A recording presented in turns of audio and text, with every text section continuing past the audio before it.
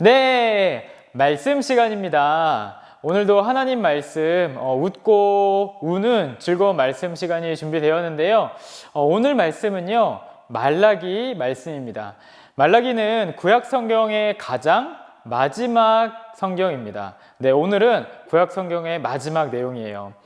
한동안 우리는 포로가 된 이스라엘 백성들의 이야기를 들어보았죠.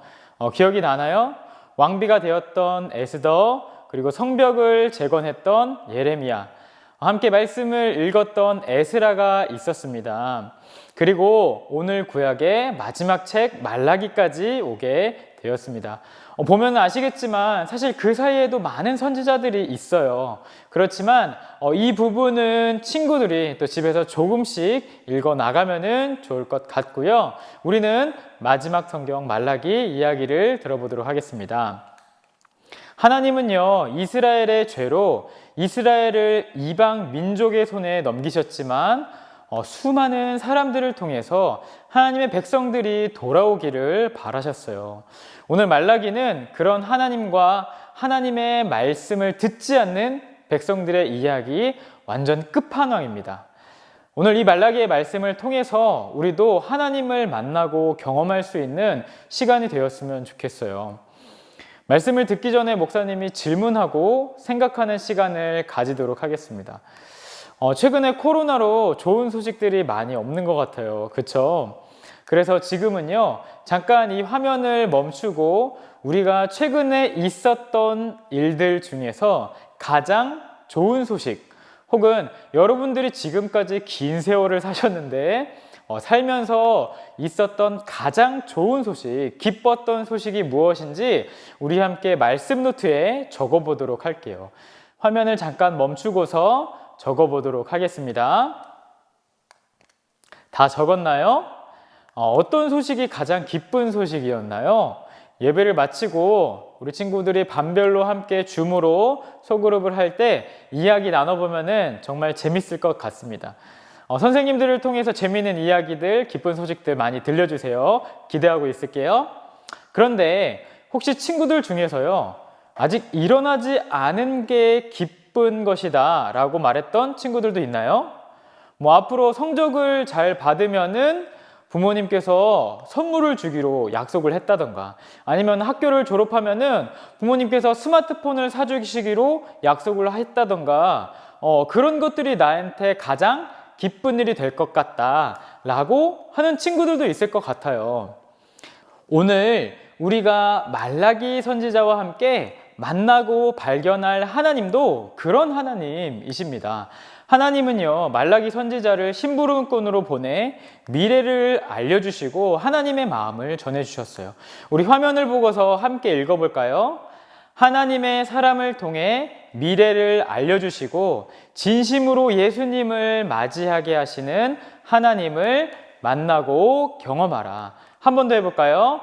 하나님의 사람을 통해 미래를 알려주시고 진심으로 예수님을 맞이하게 하시는 하나님을 만나고 경험하라.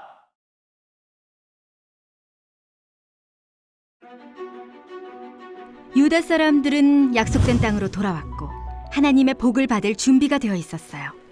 백성은 하나님의 복을 기다렸지만 아무 일도 일어나지 않았어요. 여전히 생활은 힘들었고 하나님이 그들을 정말 사랑하시는지 의심했어요. 백성은 점점 하나님을 섬기는 일에 게을러졌어요. 하나님은 하나님의 백성을 사랑하셨고 그들이 거룩해지기를 원하셨어요. 그들이 하나님께 완전히 순종하기를 바라셨어요. 그래서 하나님은 말라기 선지자를 통해 백성에게 말씀하셨어요. 그들의 죄에 관해 말하면서 하나님께 돌아오라고 부르셨어요. 제사장들마저도 하나님께 순종하지 않았어요.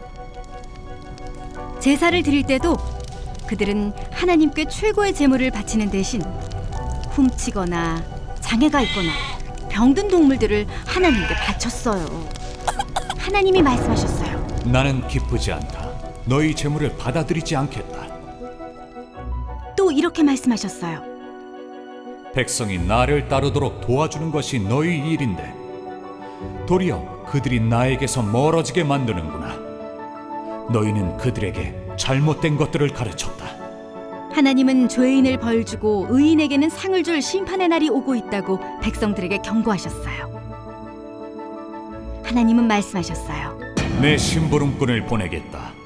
그가 내 앞에서 길을 닦을 것이다.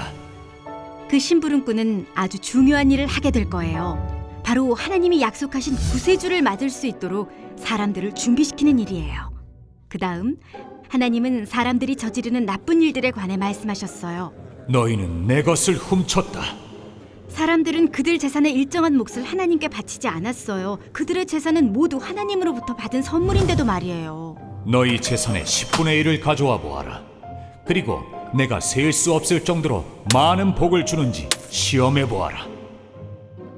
어떤 사람들은 하나님에 관해 잘못된 말을 했어요. 하나님을 섬기는 일은 쓸데없는 일이다. 제멋대로 사는 사람들이 우리보다 더 잘 산다. 하지만 하나님을 공경하는 사람들도 있었어요. 하나님은 그들에게 말씀하셨어요. 그들은 내 소유가 될 것이다. 내가 그들을 아낄 것이다. 보라, 악한 사람들은 모두 멸망할 날이 반드시 올 것이다. 그러나 나를 공경하는 사람들은 외양간에서 풀려난 송아지처럼 펄쩍펄쩍 뛸 것이다. 말라기는 사람들에게 인내하라고 말했어요. 하나님은 그들을 잊지 않으세요. 힘들 때도 있지만 하나님을 섬기고 따르면 하나님이 약속하신 대로 하나님의 백성을 구원하시는 날에 행복해질 거예요.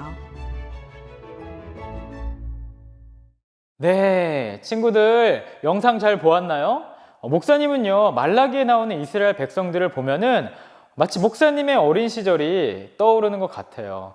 예전에는 부모님이 목사님에게 헌금을 하라고 주셨는데요. 그 돈을 빼가지고 목사님이 쓸까 말까 이렇게 고민했던 적이 있었어요. 여러분, 제가 그 돈을 헌금을 썼을까요? 말았을까요? 한번 반별로 이야기를 해봐 주세요. 기다리겠습니다. 목사님은요, 그때 무슨 생각을 했냐면은 아무리 헌금을 내가 교회에 바쳐도 나한테 좋은 것이 아닌데 라면서 아깝다는 생각을 했었던 것 같아요. 아마 이스라엘 백성들도 이와 비슷한 생각이었겠죠. 이스라엘 백성들은 약속의 땅으로 돌아왔고 성벽과 성전을 지었고 하나님의 복을 기다렸지만 아무 일도 일어나지 않았던 거예요. 다시 모여서 함께 살고는 있었지만 또 여전히 다른 나라의 영향이 컸기 때문에 생활하는 것도 힘들었어요. 그래서 하나님을 섬기는 일에 게을러졌나 봅니다. 여러분, 우리는 어떠한 상황에서도 하나님을 진심으로 대해야 합니다.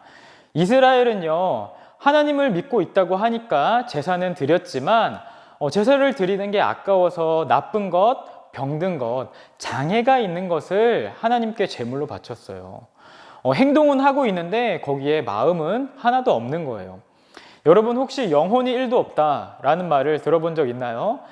이야기를 하고 있는데 상대방이 잘 듣지도 않고 대충대충 건성으로 대답하고 반응도 없을 때 뭐야, 너 영혼이 하나도 없네? 라고 이렇게 이야기하는 거예요.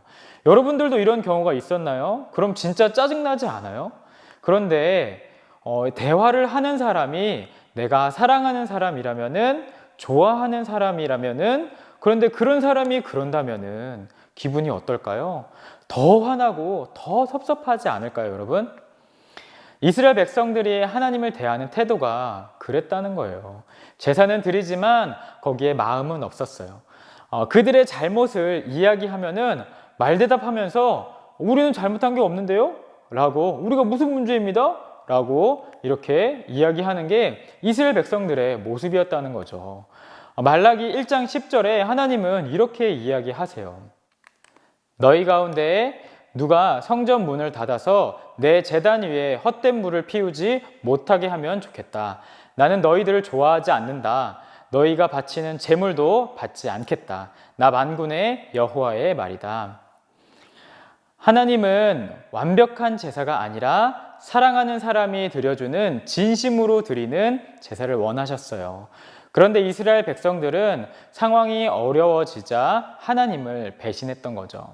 우리는 때로 응답이 없어 보여도 인내하고 믿음으로 기다려야 할 때가 있습니다.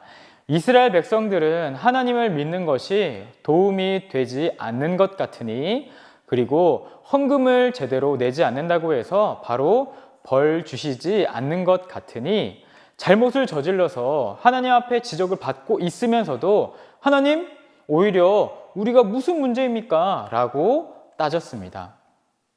결국 하나님께서는 그런 이스라엘 백성들에게 그들의 죄로 심판받을 것이고, 지금은 하나님이 침묵하는 것 같지만 하나님의 말씀을 전할 심부름꾼이 올 것이라고 경고하시며 예언하셨습니다. 정말로 하나님께서는 이 말라기 선지자 이후에 무려 400년간을요, 세례 요한이 나타날 때까지 침묵하셨어요. 하나님의 백성들에게 아무런 이야기도 하지 않으셨습니다. 그래서 이것이 구약의 마지막 이야기입니다. 초등부 친구들, 설교를 마무리하겠습니다. 오늘 말라기의 상황은요, 요즘 우리의 상황이랑 많이 비슷한 것 같아요. 코로나로 교회에 나오지 못하고 뉴스에 교회에 대한 이야기들도 참 많이 나오고 있습니다. 마치 하나님은요, 침묵하시며 아무 이야기도 하지 않으시는 것 같아요. 오히려 교회를 다니지 않는 친구들이 우리보다 더 잘 살고 있는 것 같습니다. 그러나 지금도 하나님은 살아계시고 우리의 예배를 기뻐 받으시고 계십니다. 우리가 어디에서 예배하든지 우리의 마음의 중심을 보시는 분이 하나님이십니다. 여러분, 부모님이 옆에 계실 때 나쁜 짓을 하는 친구들이 있나요? 없겠죠. 나쁜 짓을 하다가도 부모님이 가까이 계시면 그것을 알게 된다면 멈추지 않을까요? 우리가 하나님 앞에서 부모님 없는 사람들처럼 행동하지 않았으면 좋겠어요. 우리 사랑하는 초등부 친구들도 교회와 멀어졌다고 해서 하나님 없는 사람들처럼 살아가는 게 아니라 이 시간을 믿음으로 잘 버티고 영상으로 드리는 예배이지만 진심으로 하나님 앞에 드리는 우리 초등부 친구들이 되기를 소망합니다.